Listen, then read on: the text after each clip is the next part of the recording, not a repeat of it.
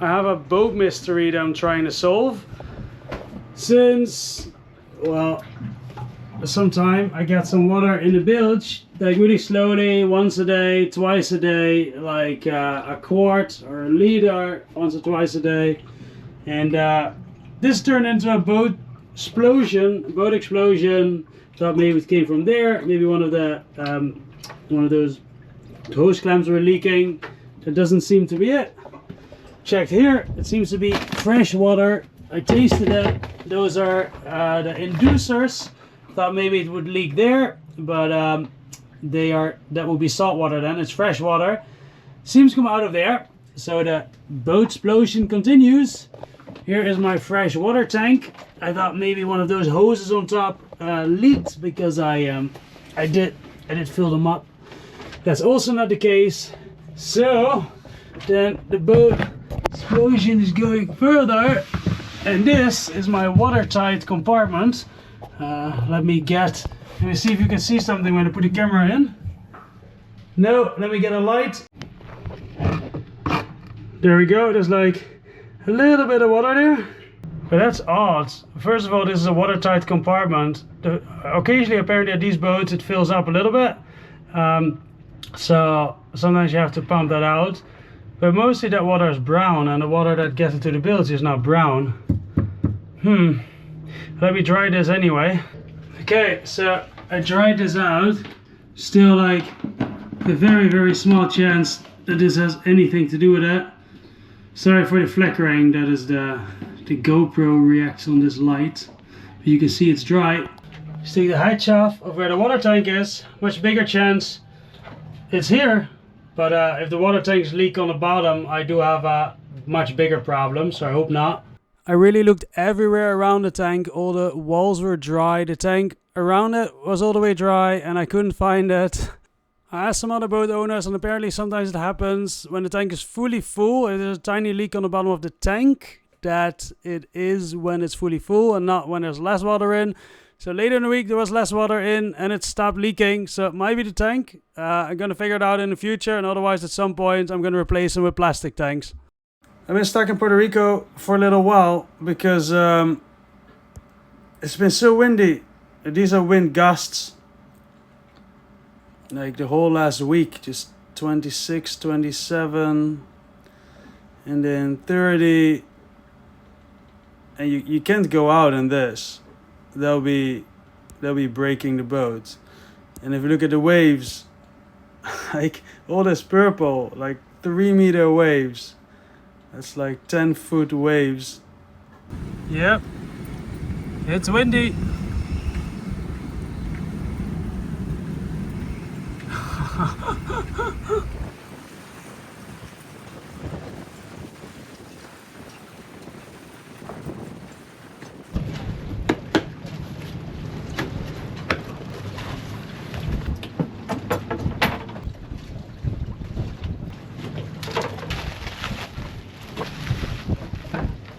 Today I'm going to install the new Watermaker.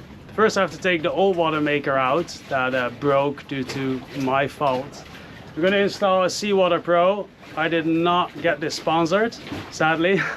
I did get a little bit of a discount because I am making a video about the installation.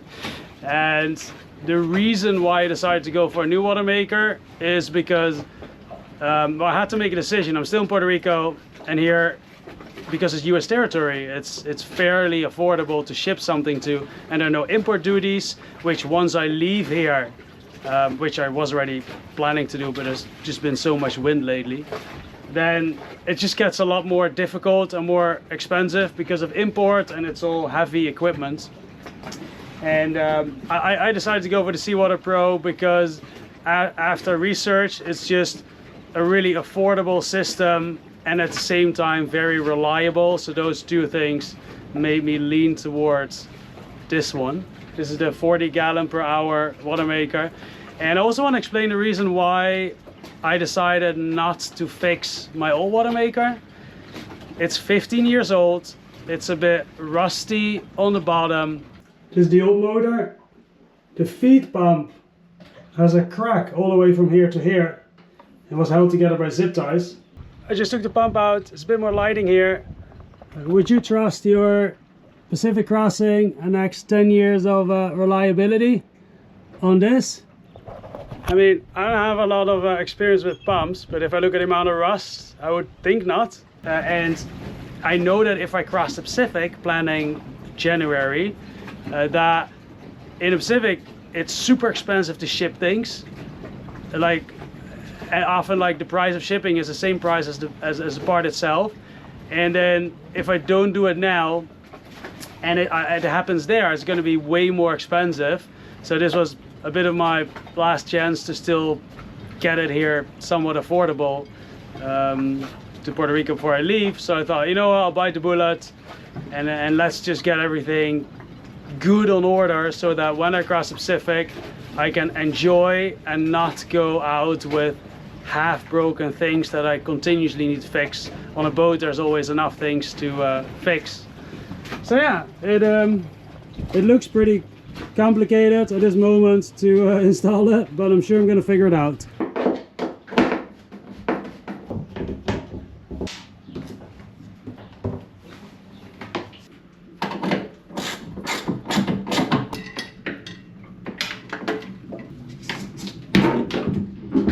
I will reuse these filters for something else on the boat, but the other system has new filters. But if you buy this at a construction market, you often get these metal plates, and even if they're painted, they just rust at a certain point. So luckily the other one has plastic.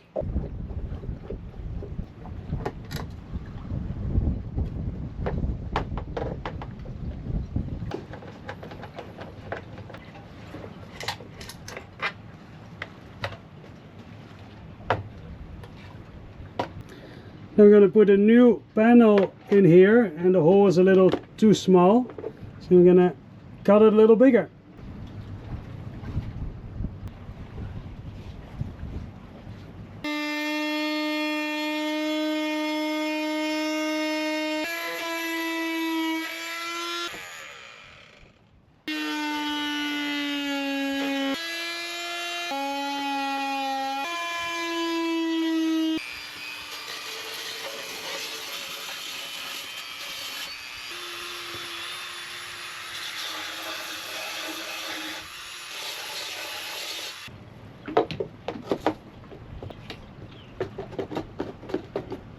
Just have to drill the hole a little bigger, which is good. Rather that than smaller. I can't make it smaller. And now I'm gonna measure the distance from top and from top here.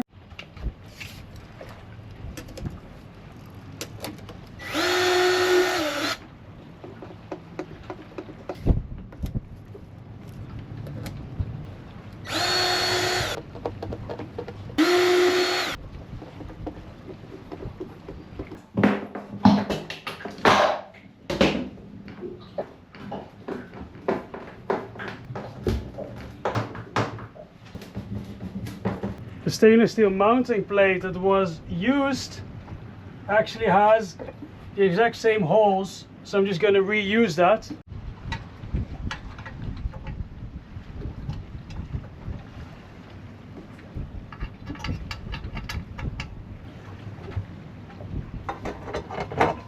Before assembling these two pieces, the manual says I have to grease it. If I feel it, it seems to be pre-greased, but let's grease it anyway.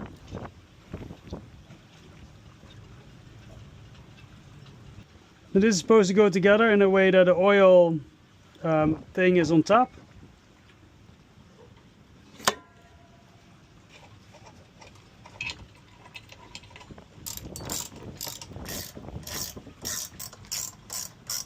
And then this one should be replaced with the filler cap.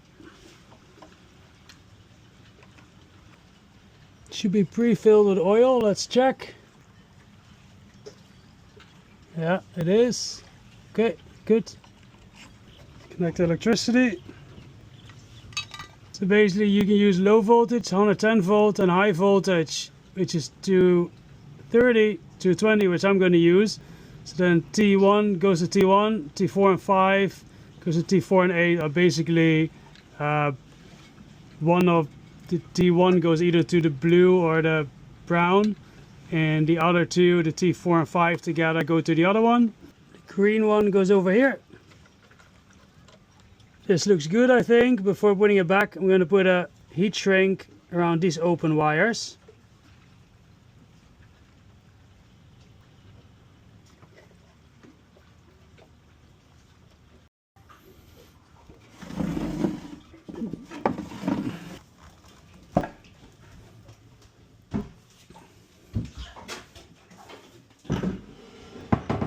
I clean it up here a bit before putting things back.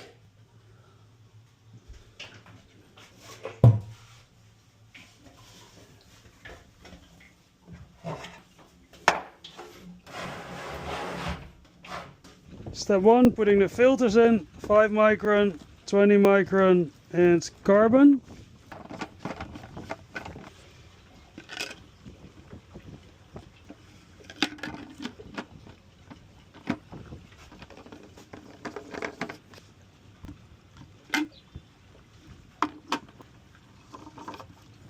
Just been dry fitting it. Apparently these that have an O-ring do not need Teflon. And this one does. So let's put it together.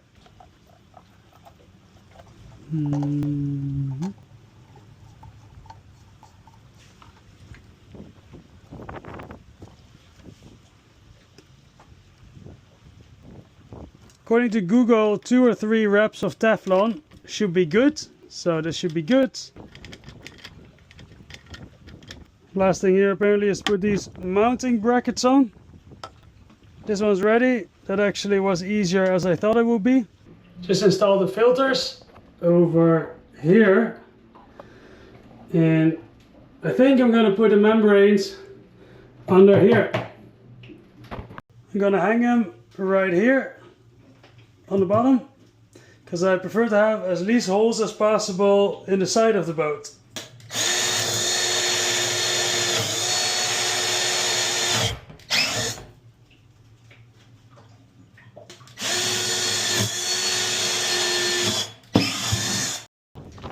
The first membrane goes a flow in this direction, the other one goes in the other direction. So this side I'm going to connect together, 1 low pressure hose and then 2 of these fittings in it for the salt water and for the fresh water. There is one catch: I can install everything, but I cannot use the Watermaker yet because I don't have any membranes. The membranes were out of stock, and I wanted to have the rest anyway, just because if I go to another country, import and shipping will be more expensive for all this, which is all heavy. I think the membranes are pretty light and I can take them with me in a suitcase, or they'll be at least lighter and smaller and cheaper to send somewhere. So yeah, I'm gonna install everything, but I have to wait a little before I can use it. And this white hose for the fresh water goes here. I'm not gonna fully tighten this yet because, well, I don't have the membranes yet, so I have to take it apart again anyway. So I'm just gonna do the dry fit, so that when I have the membranes, it's only gonna be a couple minutes work. Okay, let's hang it up. Both of the housings are installed here now, on that bolt and that one over there.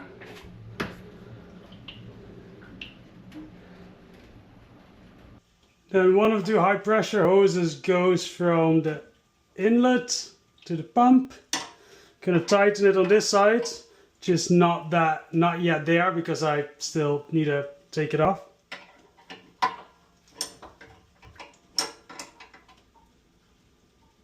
And then the last high pressure hose has to, of course, go from the salt water out into the screen over here. Almost at the last steps. Can put this one on top and this one on the side with Teflon tape. First one is on, this one.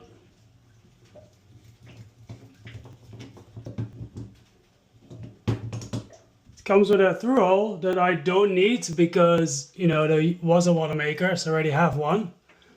So I'm going to connect the hose directly over here. This is my saltwater in. If you wonder why are all these other things here, because the old system was different, where you could put fresh water in the same line, but that's not necessary with this system. So I can take that out. Okay, salt water in is going on the small pump, the low pressure pump. Let me cut this hose a little shorter. Instead of manually having to push fresh water through the saltwater intake to flush the whole system, here next to the carbon filter that you see on the left, there's a timer, and above that timer you put a freshwater intake, and then it will flush automatically every 3 or so days that you put on a timer. Okay, so next up is this hose will go from here in here. So I need about, let's see, about this length. Apparently in these blue hoses I need to do those fittings. Okay.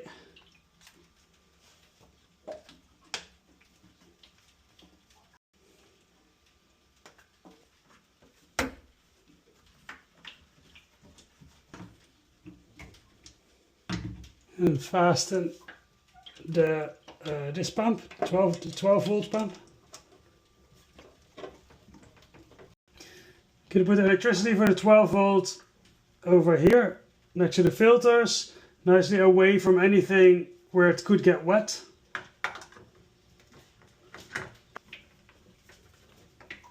The next hose goes from where the salt water comes clean out of the filter to the intake of the pump.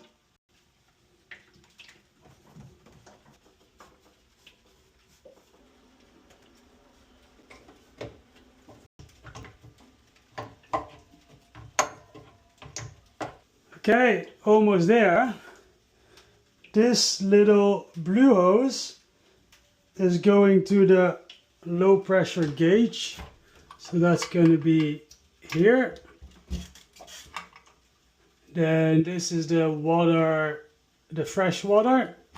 That one goes in the bottom in this panel here. I'm missing something. Okay. That one goes like... I'll tighten it in a second. And then this one is where the fresh water comes out of the gauge again. Goes in here. And then another hose which is gonna go to the tank. That one. Beautiful new screen.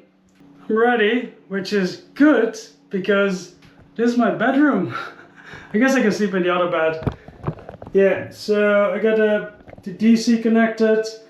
And well, everything, I mean, you saw it. I guess I'm not ready because I still don't have the membranes in, because I don't have them. But everything else is set up. Oh yeah, one more thing, I need a connection so I can put it to both of the tanks or to the water tap.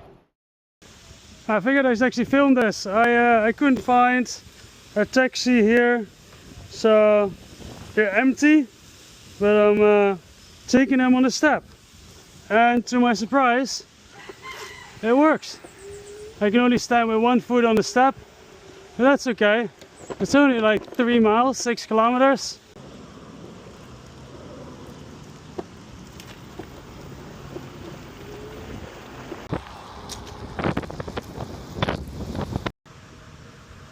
I'm trying to change these valves, they're old valves. They're gonna see if they can put new valves on, and I will hear it tomorrow.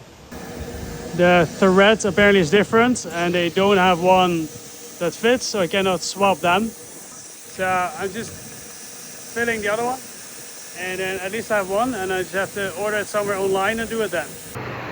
I just loaded them back on the scooter. Scooter's beeping, I don't know why.